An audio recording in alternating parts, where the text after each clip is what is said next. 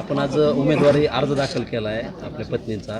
कुठल्या गटातून उमेदवारी अर्ज दाखल केला आहे? मी कुर्टी गटातून माझे मिसेस वनिता सुभाष गुळवे यांचा आज उमेदवारी अर्ज दाखल केलेला आहे.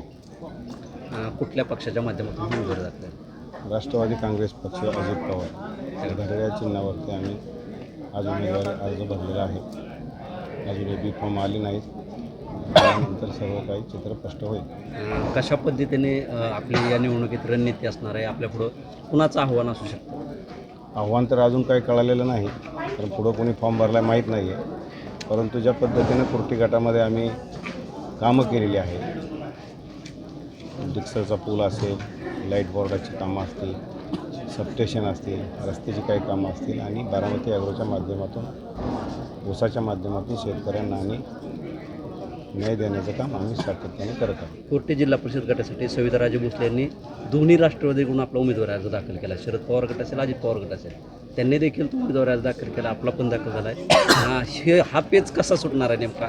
आता हा पेच सुटवण्याचं जे काही सर्व अधिकार आहेत ते वरिष्ठांना आहेत. ज्या त्या पद्धतीने काय आदेश येतील त्या पद्धतीने आम्ही निर्णय घेऊ. आता आपण राष्ट्रवादीकडनं भरलेला आहे का? राष्ट्रवादीकडनंही भरलेलं आहे आणि आघाडीकडनं पण भरलेलं आहे. तो तरी करून भरला तुतारीचं पण चिन्ह आम्ही त्याच्यामध्ये समाविष्ट केलेलं आहे. एबी फॉर्मचं वाटप एबी फॉर्मचं वाटप हे वरिष्ठ उद्या 3 वाजेपर्यंत तुम्हाला कळेल.